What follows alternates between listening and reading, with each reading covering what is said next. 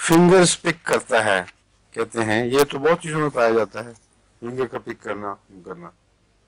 बाल लोग छुपाते रहते हैं, बाल लोग यूं पिक करते हैं, यूं नोचते हैं। क्या ये करता है ना? इसका भी इसकी आंखें चमक उठी है ये बात सुन के। क्या दिल नहीं चाहता खाऊं? दिल तो चाहता तो करता है ना ये। हाँ हाँ,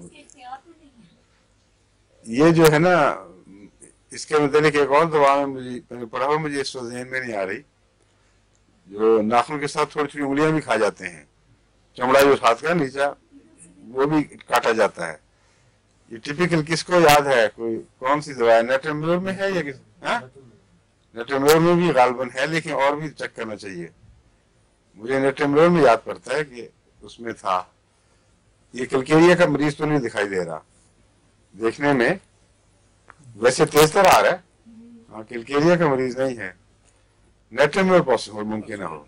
हाँ जी, ये कई होम्योपैथ ने फौरन फतवा दे दिया इसके ऊपर, वो खिला के देखें।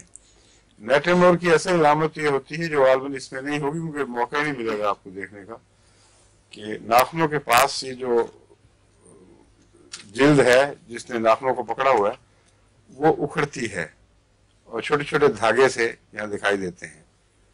उनको मरीज नोचता है तो दर्द होती है, लेकिन उसके बगैर तकलीफ ज्यादा होती है, क्योंकि जब उल्टी तरह से हाथ लगता है उसको तो फिर मरीज बहुत तकलीफ महसूस करता है, इसलिए उसको नोचता है। और अगर ये हो तो फिर रफ्ता रफ्ता नोचने की आदत पड़ जाती है। ये अमूमन इसका आगाज जो मैंने देखा है वो इस तरह होता है।